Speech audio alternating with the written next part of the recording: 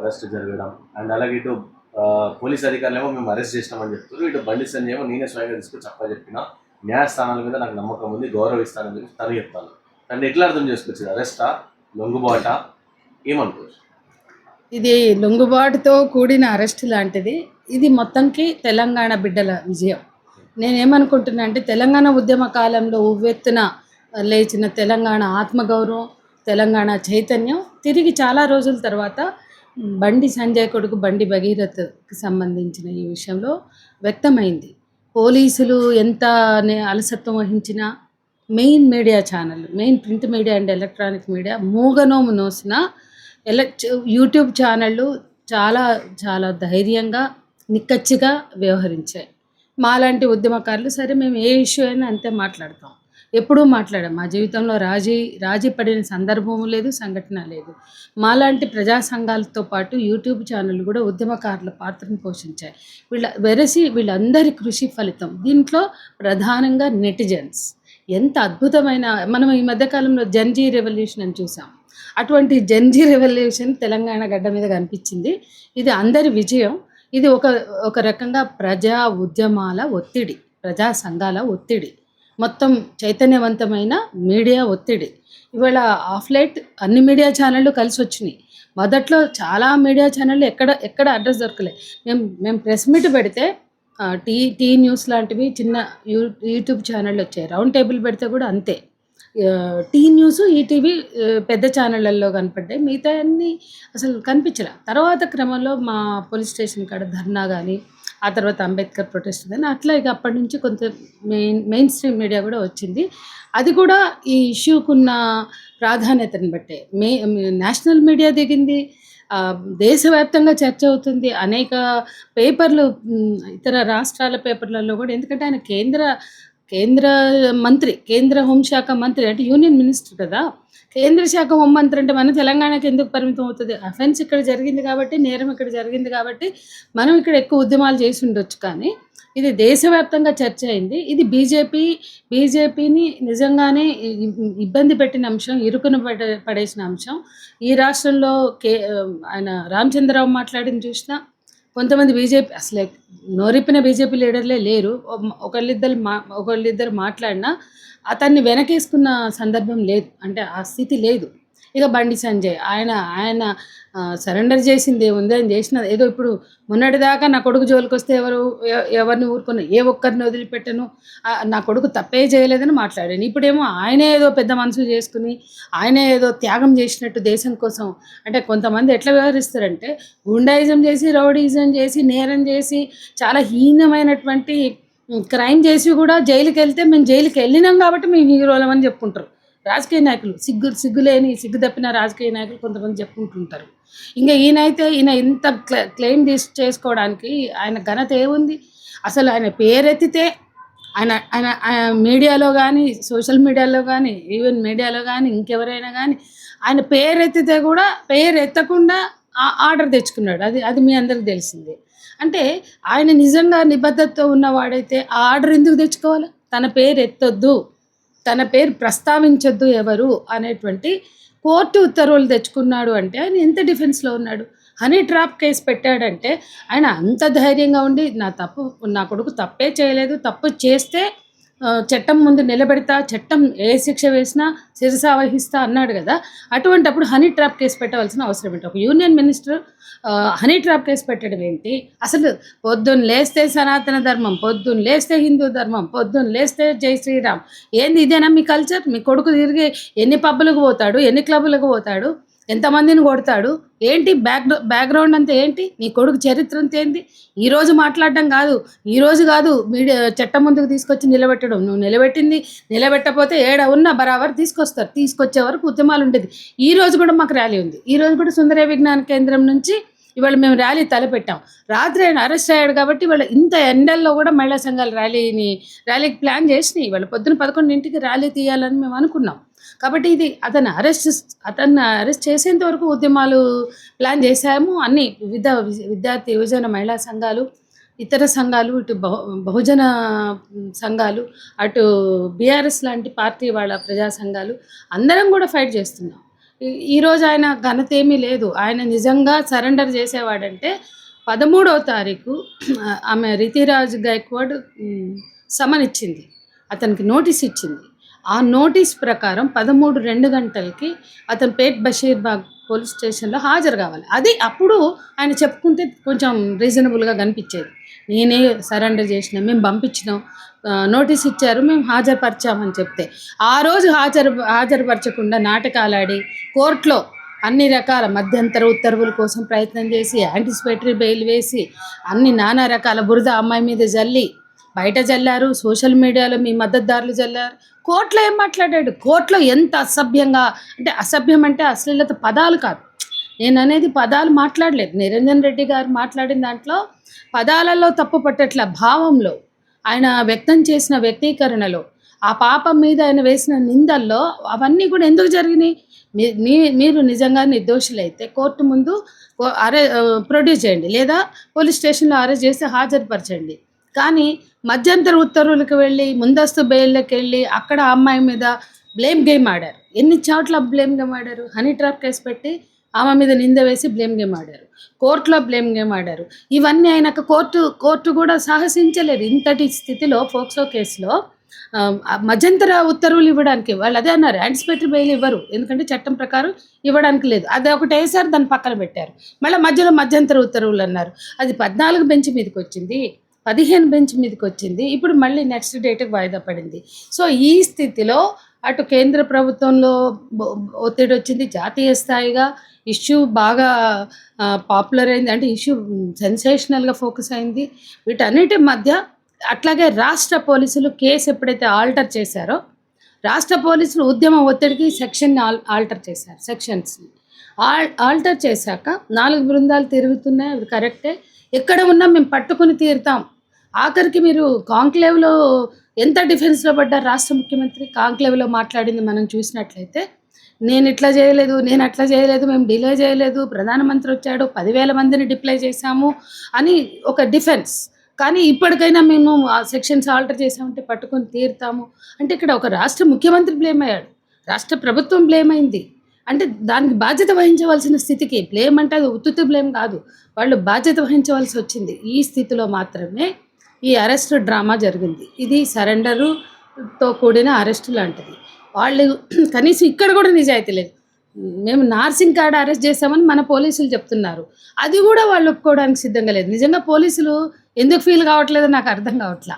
మేము అరెస్ట్ చేస్తే పోలీస్ స్టేషన్కి తీసుకొచ్చి సరెండర్ చేసామని చెప్తున్నారు, వెంటబడి వచ్చారు. పెద్ద పెద్ద పెద్ద ఖరీదైన కార్లలో 10 కార్లలో కనీసం 100 మంది దాకా లాయర్లు కానీ ఇతరత్ర వాళ్ళ టీమ్స్ లేదా వాళ్ళ పార్టీకి సంబంధించిన క్యాడర్ కావచ్చు, చాలామంది హేమాహేమిల్ లాంటి వాళ్ళు పోలీస్ స్టేషన్ కూడా వచ్చారు. కానీ పోలీస్ స్టేషన్కి వాళ్ళు వెంటబడి వస్తే సరెండర్ చేసినట్టు కాదు. ఆయన ఎయిర్పోర్ట్లో దిగాడు, ఎయిర్పోర్ట్లోనే అరెస్ట్ చేయాలి. నిజానికి తెలంగాణ పోలీసులు కొంచెం అన్న కలేజా ఉంటే ఎయిర్పోర్ట్లో అరెస్ట్ చేస్తే ఇంకా బాగుండేది, అక్కడ నేషనల్ మీడియా ఉండేది. కానీ అక్కడ తప్పించి నార్సింగ్లో వాళ్ళు ఏదో నాటకీయంగా రావడానికి ట్రై చేస్తే నార్సింగ్లో అరెస్ట్ చేశారు. ఆ ఉన్నది ఉన్నట్టు కూడా చెప్పుకోవడానికి వీళ్ళకి చేత కావట్లేదు, ఆ ఉన్న నిజాన్ని మాట్లాడడానికి వాళ్ళకి చేత కావట్లేదు, ఫోజులు కొడుతున్నారు. ఏది ఏమైనా కేంద్ర హోంశాఖ సహాయ మంత్రి బండి సంజయ్ కొడుకుని అరెస్ట్ చేసి చట్టం ముందు నిలబెట్టారు. మేము కోరింది కూడా అదే, అతన్ని రిమాండ్కి పంపండి అని. ఇప్పుడు ఇంకొక డిమాండ్ ఉంది, అతన్ని రిమాండ్కి పంపారు, మంచిదే, సరే, అందరి కృషి అందరి ఒత్తిడితో మీరు తీసుకొచ్చారు, అయినా సరే అభినందిస్తాం, మీరు నార్సింగ్ దగ్గరే అరెస్ట్ చేశారు. ఇప్పుడు బెయిల్ రిజెక్ట్ అవ్వడానికి శక్తి మేరకి పోలీసులు ఫైల్ చేయాలి. ఇతనికి ఇన్వెస్టిగేషన్ బాకీ ఉంది. ఇట్లాంటి పోక్సో నేరస్తులకి ఇమీడియట్గా బెయిల్ ఇవ్వడానికి వీల్లేదు. కాబట్టి అంటే బెయిల్ హక్కు కాదని నేను అనట్లే, బెయిల్ ఎవరికైనా హక్కే. కానీ బెయిల్కి వాళ్ళు వేసుకోవడం తప్పంటలే, కానీ బెయిల్ని రిజెక్ట్ చేయడానికి పోరాడవలసినటువంటి బాధ్యత మన పోలీసులదే. రాష్ట్ర ప్రభుత్వం క్లారిటీతో ఉండాలి అక్కడ.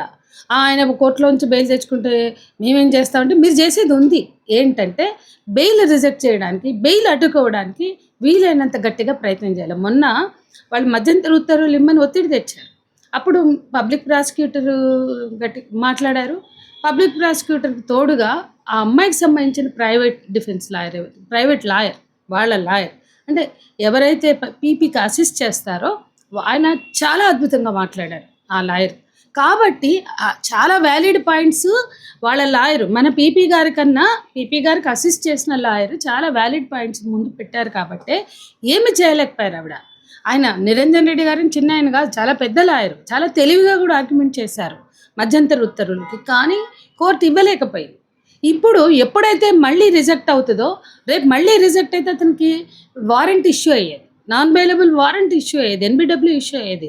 ఎన్బిడబ్ల్యూ ఇష్యూ అయ్యాక ఒక కేంద్ర మంత్రి కొడుకుకి ఎన్బిడబ్ల్యూ ఇప్పుడు ఖచ్చితంగా రేపు మండే వరకు రాకపోతే ఎన్బిడబ్ల్యూ ఇష్యూ చేయాలి. అటువంటి స్థితిలో తీసుకొచ్చారు. అతను ఏ రకంగా వద్దామనుకున్నాడో ఏది ఏమైనా ఏ తర్వాత తేలింది ఏంటంటే పోలీసులకు దొరికాడు. ఇక్కడ పోలీస్ స్టేషన్కి అంత హంగామా చేశారు. మీరు సరెండర్ చేస్తే అంత హంగామా ఏం చేస్తారండి? యూనియన్ మినిస్టర్ కొడుకుని నక్సలైట్లని అంటే చంపేస్తారు, ఇంకేదో చేస్తారు. యూనియన్ మినిస్టర్ కొడుకుని ఏం చేస్తారండి? ఒంటి మీద ఒక చిన్న దెబ్బ కూడా వేయరు. 100 మంది అంత జమాజట్టెల్ లాంటి వాళ్ళు ఎందుకు వచ్చిండ్రు? మీరు సరెండర్ చేస్తే పోలీసుల మీద మీకు నమ్మకం లేదా? కేంద్ర హోంశాఖ మంత్రికే నష్టము హాని తలపెట్టగలిగే పోలీసులు మనోళ్ళు ఎందుకు అంతమంది వచ్చిండ్రు? పోలీస్ స్టేషన్ కాడ అంత హంగామా ఎందుకు? నార్సింగ్లో పట్టుకున్న కాడ నుంచి పేట్ బషీర్ బాగ్ వరకు ఆ కాన్వాయ్ ఏంటి? ఆయన ఏమైనా మినిస్టర్ కొడుకా? ఎందుకు అంత కాన్వాయ్? అందరు నేరస్తులాగా పట్టుకుంటారు. ఇప్పుడు ఈ కేసు అయినాక 2 పోక్సో కేసులు అయినాయి. ఆ పోక్సో కేసుల్లో ఇమీడియట్గా పట్టుకున్నారు కదా, వికారాబాద్ కానీ ఇంకోటి కానీ. అందుకని ఇక్కడ పోక్సో కేసులో అందరు నేరస్తులు ఎట్లా ట్రీట్ చేస్తారో అట్లే చేస్తారు. మీకేం భయం అక్కర్లే, ఏ రకమైన హాని ఉండదు, ఇల్ ట్రీట్మెంట్ ఉండదు. మామూలు వాళ్ళకంటే ఇల్ ట్రీట్మెంట్ ఉంటుంది, మామూలు వాళ్ళకంటే ఇంకా చాలా సమస్యలు ఉంటాయి. వీళ్ళకి ఏమీ ఉండదు. అంత హంగామా అంత బిల్డప్ అక్కర్లే. ఇప్పటికైనా మీ కొడుకు నేరస్తుడు లేదా నేరం చేసి లేదా చట్టం ముందు నిందితుడుగా నిలబడ్డాడన్న సోయి ఉంటే అంత బందోబస్తులు లేదా అంత ప్రైవేట్ సైన్యాన్ని దింపరు అనేది కూడా నేను అభిప్రాయం. ఎందుకంటే ఏ మంత్రి అయినా, ఏ రాజకీయ నాయకుడైనా, ఏ ఐఏఎస్ ఐపీఎస్ అయినా ఇప్పుడు లైంగిక వేధింపుల కేసుల్లో కూడా చాలామంది ఉన్నతాధికారులు, చైర్మన్లు, ఎండీలు, చాలా కీలకమైన కార్పొరేట్ నుంచి చూస్తే మేము హ్యాండిల్ చేసాం. మన స్టేట్ గవర్నమెంట్లో లేదా మన కేంద్ర ప్రభుత్వం కింద ఉండే శాఖలు, తూనికల కొలతల శాఖల్లో చూసాము, రైల్వేస్లో చూసాము, ఎయిర్లైన్స్లో చూసాము. ఆ అధికారి చాలా ఉన్నత అధికారి. సరిగా ఆ అధికార బలుపుతో కొంతమంది అమ్మాయిల్ని వేధించడము, లొంగ తీసుకోవడము కొన్ని జరుగుతాయి అనుకోండి. ఆ కేసులో ముందు వాళ్ళని అక్కడ పక్కకు జరిపి విచారణ చేశారు. కొన్నిసార్లు అట్లీస్ట్ ట్రాన్స్ఫర్ అన్న చేస్తారు, కానీ ఇది ఈయన రాజకీయ నాయకుడు, ఇక్కడ ట్రాన్స్ఫర్ అవకాశం లేదు. కాబట్టి తాత్కాలికంగా అయినా పక్కకు పెట్టాలి అనేది యాక్చువల్గా చట్టం. అంటే ఎవరైనా అధికారాన్ని దుర్వినియోగం చేయొచ్చు, అధికార దుర్వినియోగం జరగవచ్చు, లేదా ఇన్ఫ్లుయెన్స్ ప్రభావితం చేయొచ్చు. కాబట్టి నేరం నిష్పక్షపాతంగా విచారణ జరపాలి అంటే అధికారం ఉన్న వాళ్ళ మీద ఆ నేరం జరిగినప్పుడు లేదా ఇటువంటి ఆరోపణ జరిగినప్పుడు వాళ్ళని పక్కకు పెడతారు. అదే కనుక నిజంగా అంత ట్రాన్స్ఫరబిలిటీ ఉండి, అంత ట్రాన్స్పరెన్సీ ఉండి, అంత ఆన్సరబిలిటీ ఉండి ట్రాన్స్పరెన్సీ కనుక ఈ బీజేపీ ప్రభుత్వానికి ఉంటే ఆయనను పక్కన పెట్టి విచారణ చేయాలి. అది ఆ ప్రభుత్వంకు ఉన్న సెన్సిబిలిటీ, ఆ ప్రభుత్వంకు ఉన్న బాధ్యత. బ్రిజ్భూషణ్ మీద ఆరోపణ వస్తే ఆయన పక్కనే పెట్టలేదు. అంతే దేశానికి పథకాలు తీసుకొచ్చిన క్రీడాకారిణులు ఆరోపణ పెడితే ఆయనను పక్కనే పెట్టలేదు, మొత్తంగా కొనసాగించి మళ్ళీ ఎంపీ సీట్ ఇచ్చారు. కాబట్టి బీజేపీ చరిత్ర చూస్తే ఇటువంటి ఆరోపణలు ఉన్నటువంటి వ్యక్తుల్ని పక్కన పెట్టినటువంటి స్థితి లేదు, అధికారులుగా చూసినా మంత్రులుగా చూసినా. కానీ ఇంత కేంద్ర మంత్రి మీదే నిందబడినప్పుడు లేదా వాళ్ళ కొడుకే నేరం చేసినప్పుడు పక్కన పెట్టడం అనేది కరెక్ట్ అయిన పద్ధతి. అట్లా పెట్టినవి కూడా ఉన్నాయి. ఇక్కడ చాలా మంది అసలు ఏమి మైనరే కాదు మేజర్ అంటూ చాలా మంది ఇన్ఫ్లుయెన్సర్ సోషల్ మీడియాలో వీడియోలు చేసి చాలా మంది, అందరి పైన కూడా కేసులు అయినాయి. పోక్సో విషయంలో అలాగే మాట్లాడతారని చెప్పి, అంటే వాళ్ళు డబ్బుల కోసం వాళ్ళ చేతిలో వాళ్ళ జీతాలు ఆన్ చేసుకున్నట్టు అంతే. ఇప్పుడు పోలీసులు ఎవరు తెచ్చారు ఆమె మైనరే అని అంటే పోలీసులు తేల్చారు. ఇప్పుడు అది వాళ్ళు చెప్పుకుందో కోర్టులో వచ్చిందో కాదు, ఖచ్చితంగా పోలీసులు వీళ్ళు సబ్మిట్ చేసిన కోర్టు పరిశీలించమంది. వీళ్ళు సబ్మిట్ చేశారు, మున్సిపల్ రికార్డు సబ్మిట్ చేశారు, స్కూల్ రికార్డు సబ్మిట్ చేశారు, పోలీసులే ప్రకటించారు. మీరు లాస్ట్ రోజు ఆర్గ్యుమెంట్ చూస్తే 15వ తారీఖు ఆర్గ్యుమెంట్ అమ్మాయి మైనర్ అనేది లేదు. 14వ తారీఖు ఆర్గ్యుమెంట్ అంతా ఆమె మైనర్ కాదు మేజరు. నిర్మల్లో 2021లో మైనర్ డ్రైవింగ్ కేసులో ఆమె ప్రొడ్యూస్ చేసిన సర్టిఫికెట్ ఇది. దాని ప్రకారం చూస్తే 20+ ఉంటాయి అని చెప్పి నిరంజన్ రెడ్డి గారే వాదించారు. మరి 15వ తారీఖు ఆ అంశం ఎందుకు లేదు? ఆ అంశం పక్కకి వెళ్ళిపోయింది. ఎందుకు వెళ్ళిపోయింది అంటే ఈ లోపల ఇన్ బిట్వీన్ పోలీసుల్ని అప్రిషియేట్ చేయాలి. 15వ తారీఖు కోర్టు ఆర్గ్యుమెంట్స్ జరిగేటప్పటికి ఆ అమ్మాయి మైనర్ అని ధృవీకరిస్తున్నామని పోలీస్ స్టేట్మెంట్ వచ్చింది. కాబట్టి అది మళ్ళీ చర్చకు తీసుకోలేదు, లేకపోతే దాని మీద లాగేవాళ్ళు. అసలు 14th ఆర్గ్యుమెంట్స్ చూస్తే 15th వచ్చే వరకు అసలు ఏజ్ ఎగిరిపోయి మళ్ళీ వేరే విషయాలను తీసుకొచ్చారు. చాలా గట్టి ఫైట్ జరిగింది. చాలా చాలా వేల మంది, లక్షల మంది దాన్ని వీక్షించారు ఆ ట్రయల్ని. అందుకని శక్తి మేరకు వాళ్ళు ఆ అమ్మాయి మీద నిందలు వేయడానికో, ఆమె మైనర్ కాదని చూపించడానికో ట్రై చేశారు. కానీ ఇన్ బిట్వీన్ పోలీసులు చేసినటువంటి స్టేట్మెంట్ వలన మేజర్ అని తేలింది. ఇప్పుడు నెక్స్ట్ చేయాల్సింది అమ్మాయి మైనర్ అని ఎవరెవరు మాట్లాడారో వాళ్ళందరి మీద కూడా చర్యలు ఉండాలి, ఖచ్చితంగా ఉండాలి. పోక్సో చట్టంలో ఆ బాధితురాలు న్యాయం కోసం పోరాడుతుంటే ఆమె మైనర్ కాదు మేజరు అని ఈ రకంగా మేజరా మైనరా పోలీసులు తేలుస్తారు, కోర్టులు తేలుస్తాయి. కానీ వీళ్ళెవరు మధ్యలో నోర్లు బారేసుకోవడానికి? ఖచ్చితంగా ఇటువంటి వాళ్ళకు కూడా జలక్ ఇవ్వాలి. ఇటువంటి వాళ్ళకు కూడా తప్పుడు వార్తలు ప్రసారం చేయకుండా సోషల్ మీడియాలో అప్లోడ్ చేయకుండా చర్యలు ఉండాలా. నెక్స్ట్ యాక్షన్ ఉంటుంది, కంటిన్యూటీ ఉంటుంది. ఎందుకంటే ఒక అమ్మాయి ఒక ధీరవంతిగా, మేము జస్టిస్ ఫర్ ధీర అని పెట్టాం, అమ్మాయికి ధీర అని పెట్టాం ప్రజా సంఘాలు. మేము అందుకే ఆ అమ్మాయిని ఏదో పేర్లేని అమ్మాయికి ఎందుకు ధీర అని పిలుద్దాం. జస్టిస్ ఫర్ ధీరగానే ఫైట్ చేస్తుంది. ఆమె కుటుంబం కూడా ఫైట్ చేస్తుంది. ఊరికే వాళ్ళ మీద అట్లా ఇట్లా అని మాట్లాడుతున్నారు. ఈ పబ్బులు క్లబ్బుల గురించి కూడా మాట్లాడుతున్నారు. నేను అంటాను, హైదరాబాద్ నిండా పబ్బులు ఉన్నాయి, క్లబ్బులు ఉన్నాయి, హైదరాబాద్ చుట్టూ రిసార్ట్స్ ఉన్నాయి. ఆడ పోయేటోళ్ళంతా ఎవరండి? వాళ్ళందరూ చెడ్డవాళ్ళేనా? పెద్ద పెద్ద నాయకుల పిల్లలు, అధికారుల పిల్లలు అందరు పోతుండ్రు. అంటే పోవడం కరెక్టా కాదనేది కల్చరల్ ఆస్పెక్ట్. కానీ అతను బండి సంజయ్ కొడుకు సనాతన ధర్మం వల్లించేవాడు పోవడం కరెక్ట్ తప్పనేవాడు మాట్లాడు. కానీ ఈ అమ్మాయినే మాట్లాడుతున్నారు. అంటే ఎందుకు ఇంత విక్టిమ్ బ్లేమింగ్? మనం ఈరోజు ఈ అంశం నుండి విక్టిమ్ బ్లేమింగ్ని కూడా మనం క్వశ్చన్ చేయాలి. అంటే ఇప్పుడు బండి సంజయ్కి సంబంధించిన విషయంలో ఆయన పేరు తీస్తే బాగుండదు అని చెప్పేసి కోర్టు నుండి స్టే చేసుకున్నారు. కానీ బీజేపీ అదే బండి సంజయ్కి సంబంధించిన ఐటీసీఎల్ మాత్రం పూర్తి స్థాయిలో అమ్మాయి ఫోటోలు, వీడియోలు, కుటుంబ సభ్యుల ఫోటోలు, వివరాలతో సహా పెట్టినటువంటి పరిస్థితి. దాని గురించి ఎలాంటి స్టేలు కోర్టు ఇవ్వలేదు. మరి ఇప్పుడు పెట్టిన వాళ్ళందరూ అంటే బండి సంజయ్ అని పేరు పెడితేనే కేసులు పెడతామని చెప్పేసి బెదిరిస్తున్నటువంటి పరిస్థితి కనబడుతుంది. అట్లా అంటే మీలాంటి వాళ్ళు మాట్లాడారు కదా, మీ మీద కూడా కేసులు నమోదు చేసేటువంటి అవకాశాలు ఉంటాయి బండి సంజయ్? మా సంగతి వదిలేయండి. మేము మీరు అడిగింది చాలా మంచి క్వశ్చన్. ఎట్లా అంటే ఆయన పేరు తీయొద్దు, ఆయన గురించి మాట్లాడొద్దు అని ఆయన కోర్టు ఆర్డర్ తెచ్చుకుండు కదా. ఆయనకి ఏం రైట్ ఉందని హనీ ట్రాప్ కేసులో ఆమె అసలు పేరు వాడాడు, ఆమె ఇంటి అడ్రస్ పెట్టాడు. ఇది ఈ రోజు కాదు, మీరు అందరు ఫస్ట్ డే వచ్చిన రోజే చెప్పాను. హనీ ట్రాప్ కేసులో ఒక మైనర్ బాలిక పేరుని అతను ప్రస్తావించాడు, ఒరిజినల్ నేమ్ని, అడ్రస్ని పెట్టాడు. అది చాలా తప్పు. అది అందరి చేతుల్లోకి వెళ్ళింది. యాక్చువల్గా వెళ్ళకూడదు అని మనం అందరం ఏ మీడియా వెళ్ళకూడదు, ఏ మీడియా కూడా వాళ్ళ ఇల్లుని కానీ వాటి అడ్రస్ని కానీ చూపించొద్దు, ఇది ఆమె గోప్యతకు సంబంధించిన అంశం అని మనమందరం చాలా గట్టిగా మాట్లాడాం. కాబట్టి మీడియా వాళ్ళు ఎవరు వెళ్ళాల. కానీ అందరి చేతుల్లోకి అడ్రస్ పోయింది. అది బండి సంజయ్ పెట్టిన హనీ ట్రాప్ కేసు వలన. అది మొదటిది.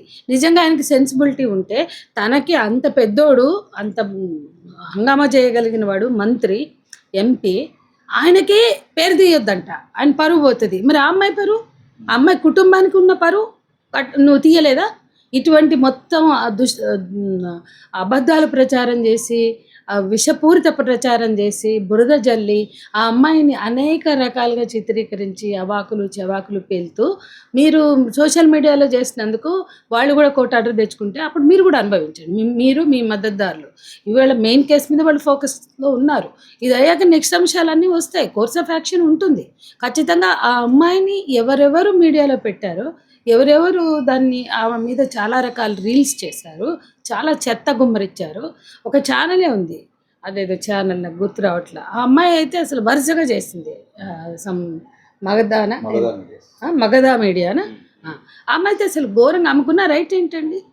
ఇట్లాంటివి మాట్లాడాలంటే చాలా మాట్లాడొచ్చు. మన చుట్టూ ఉన్న రాజకీయ నాయకులకి చాలా చీకట్లు ఉన్నాయి, చాలా మచ్చలు ఉన్నాయి. మనం ఆధారాలు లేకుండా ఎట్లా పడితే అట్లా మాట్లాడొచ్చా? వాళ్ళని చూపించొచ్చా? వాళ్ళ కుటుంబాల్లో పిల్లలు కూడా పబ్బుల్లో తేలుతున్నారు ఎంతోమంది. బండి సంజయ్ కొడుకే కాదు, చాలామంది ఉన్నారు. వాళ్ళందరినీ తీసుకొచ్చి మీడియా అదే పనిగా బయటేస్తే ఆడపిల్లలు తిరుగుతున్నారు. సినిమా సెలబ్రిటీలు కావచ్చు, పొలిటికల్ లీడర్లు కావచ్చు, లేకపోతే అసలు డ్రగ్స్ కేసుల్లో ఉన్న వాళ్ళు అందరూ పెద్దవాళ్ళే. ఈ పబ్బులు క్లబ్బులకి పోయి తైతక్కలాడే వాళ్ళంతా పెద్దవాళ్ళే. ఎవరు మామూలు సామాన్యులు ఉన్నారు చెప్పండి? ఇక అదే పనిగా మీడియా కూర్చుని వాళ్ళందరినీ చూపిస్తే అప్పుడు ఒప్పుకుంటారా వాళ్ళు? ఆ అమ్మాయి మీద అంత వేయడానికి ఏంటి? అసలు ఆ అమ్మాయికి లైఫ్కి సంబంధించి పర్సనల్ వాటిని కూడా ఈ రకంగా స్ప్రెడ్ చేయడం అనేది ఆమె ఆంతరంగిక భద్రతకు సంబంధించిన విషయంగానే చూడాలి. ఇప్పుడు కరీంనగర్ ఏకతా యాత్రలో ఒక్కొక్కరు అంతు చూస్తా అని చెప్పేసి బహిరంగంగా మాట్లాడిన సందర్భం ఉన్నది. ఇప్పుడు కొడుకు అరెస్ట్ అయింది అంటే ఈ సందర్భంలో ఆ అరెస్ట్ కావడం అనేది ఆయన కోపాన్ని మరింత పెంచేటువంటి అవకాశం ఉంది. కాబట్టి నిజంగానే ఆయన అట్లాంటి చర్యలు ఏమైనా చేపట్టడానికి అవకాశం ఉంటుంది. అట్లాంటి స్టేట్మెంట్ చేసింది కాబట్టి మరి తెలంగాణ ప్రభుత్వం కానీ పోలీసులు కానీ ఆయనకి ఏమైనా నోటీస్ ఇచ్చేటువంటి అవకాశం ఉంది. గుడ్ క్వశ్చన్ అండి. మేము డీజీపీని కలిసినప్పుడు ఈ పాయింట్ని పదే పదే విద్యార్థి సంఘాల నాయకులు గుర్తు చేశారు, మేము గుర్తు చేశాము. పదే పదే హనుమాన్ జయంతి రోజు ఆ ర్యాలీలో, ఆ శోభయాత్రలో ఆయన మాట్లాడింది ఏంటి? హనుమాన్ జయంతి ఎందుకు చేస్తారు, ఆ ర్యాలీ శోభయాత్రలు ఎందుకు చేస్తారు, దాన్ని పర్సనల్ విషయాలకు వాడుకుంటారా? ఇట్లా ఏ ఒక్కరిని వదిలిపెట్టేది లేదు అని మాట్లాడుతున్నాడు. ఒక మంత్రి గారు అట్లా మాట్లాడితే అది బహిరంగంగా థ్రెట్ చేసినట్టే కదా. అంటే ఈ కేసులో నిజాలు మాట్లాడిన వాళ్ళు ఎవరైనా కావచ్చు, ప్రవీణ్ కుమార్ గారి నుంచి నా నుంచి మొదలు పెడితే ఇవన్నీ చూపించిన వాళ్ళు మీరు అందరూ, ఇంకా ఎవరైనా అంటే బాధితురాలకు మద్దతుగా మాట్లాడిన వాళ్ళు కావచ్చు, పలికిన వాళ్ళు కావచ్చు, ఉద్యమాలు చేసినటువంటి ప్రజా సంఘాలు కావచ్చు, చాలామంది ఉన్నారు. వీళ్ళ ఎవరిని ఏ ఒక్కరిని వదిలిపెట్టనంటే దాని అర్థం ఏంటి అని మేము అడిగాము ఆయన్ని. మీరు పట్టించుకోకండి, అట్లాంటి భద్రత అట్లాంటి అభద్రత జరగకుండా మేము కూడా చూస్తాం, అటువంటి స్థితి రాకుండా. అంటే ఆయన థ్రెట్ చేశాడు కదా, మరి దానికి ఏంటి మీ రెస్పాన్స్ అని మేము అడిగాం. అంటే మీరేం పట్టించుకోకండి, అట్లాంటివి ఏం జరగకుండా మేము చూస్తామన్నారు ఆయన.